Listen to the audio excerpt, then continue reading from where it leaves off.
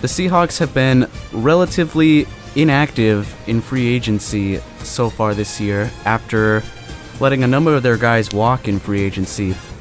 We're rumored to have a meeting scheduled with former San Francisco 49er quarterback Colin Kaepernick, infamous for his kneeling during the national anthem, but apparently they canceled the meeting after Kaepernick refused to say whether he would kneel or not for the anthem again this year if he were on a team. What are your guys' takes on the apparent canceled meeting? Well, they postponed it. They postponed it, and personally, I don't have a problem with it.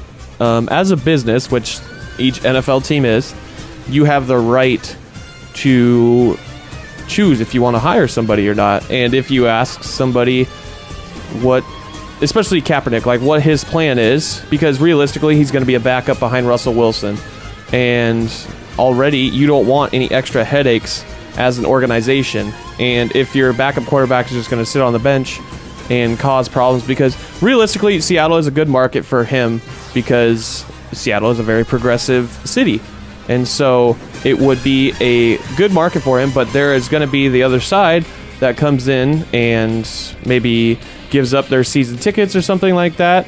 So it's not what it looks like on the surface. Like, it's a business decision based on money and things like that, because as an organization they don't want those extra problems. So personally, I don't see a problem with it. I don't think they're going to sign him now, because just this morning they signed Stephen Morris, who will probably serve as their backup quarterback. So never even heard of that name before in my life. He's never played a game in the NFL. Yeah, I've never heard of it. He played at the University of Miami, and I believe he's been in the league for 3 years now as a backup for every season. Good for him. Keep making a living. Yeah, Stephen Morris. Personally, I don't have a problem with it. I think that it fits into the narrative of the Seahawks wanting to remove headaches, like you said, DJ. During their last run, they were all about, people getting to be who they are, like Michael Bennett, like Richard Sherman, getting to say and do pretty much whatever they please.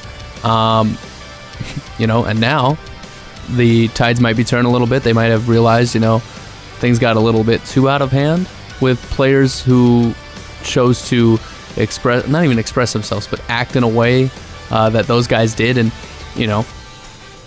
if it's always interesting when stuff like this comes into play. But I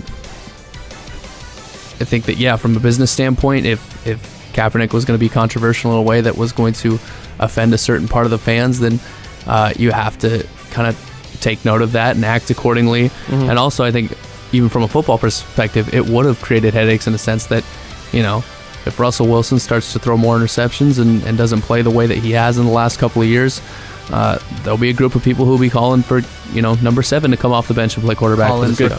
Exactly. Calling for Colin. I like that. Yes, keep that rolling, Seth.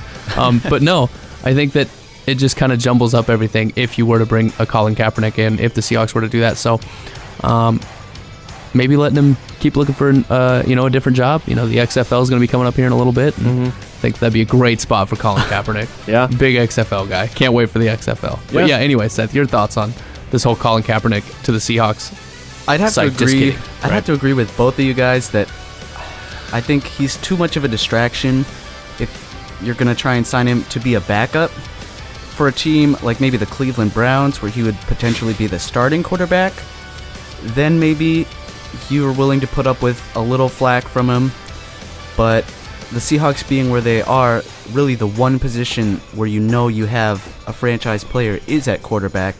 So I don't think that you need to divide your fan base and really the people across the entire NFL by bringing Kaepernick on board. Mm-hmm. It's just like they brought him in for an interview and they didn't like what they heard because he didn't have a clear plan, so they just moved on to the next guy.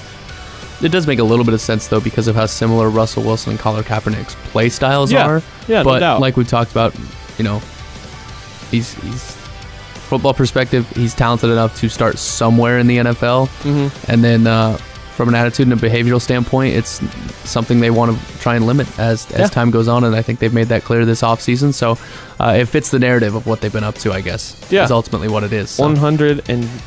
100%. I agree with that.